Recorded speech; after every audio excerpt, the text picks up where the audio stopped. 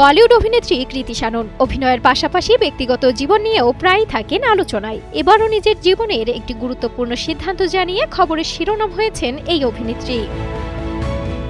সম্প্রতি এক সাক্ষাৎকারে ৩৫ বছর বয়সী কৃতি জানান, ২০২১ সালে মুক্তিপ্রাপ্ত মিমি সিনেমার সময় তিনি নিজের ডিম্বাণু সংরক্ষণ করেছিলেন। একমাত্র স্মার্ট সিটি বসুন্ধরা, আধুনিকতায় এক ধাপ এগিয়ে। কৃতি বলেন, পুরো প্রক্রিয়াটি ছিল শারীরিক ও মানসিক দুই দিক থেকেই বেশ চ্যালেঞ্জিং। ডিম্বাণু সংরক্ষণের কারণে শরীরের হরমোনগত পরিবর্তন আসে, আর সেই সময়ে নানা ধরনের আবেগের মধ্য দিয়েও যেতে হয়েছে তাকে।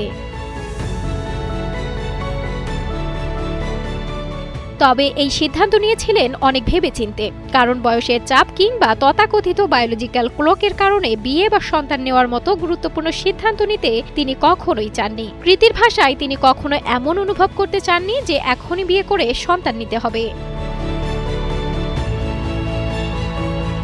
কৃতি শ্যাননকে সর্বশেষ দেখা গেছে ককটেল 2 সিনেমায়। তার এই খোলামেলা বক্তব্যের পর সামাজিক যোগাযোগ মাধ্যমে একদিকে যেমন আলোচনা তৈরি হয়েছে, তেমনি নারীদের প্রজনন, স্বাস্থ্য ও ভবিষ্যৎ পরিকল্পনা নিয়েও নতুন করে কথোপকথনের জন্ম দিয়েছে।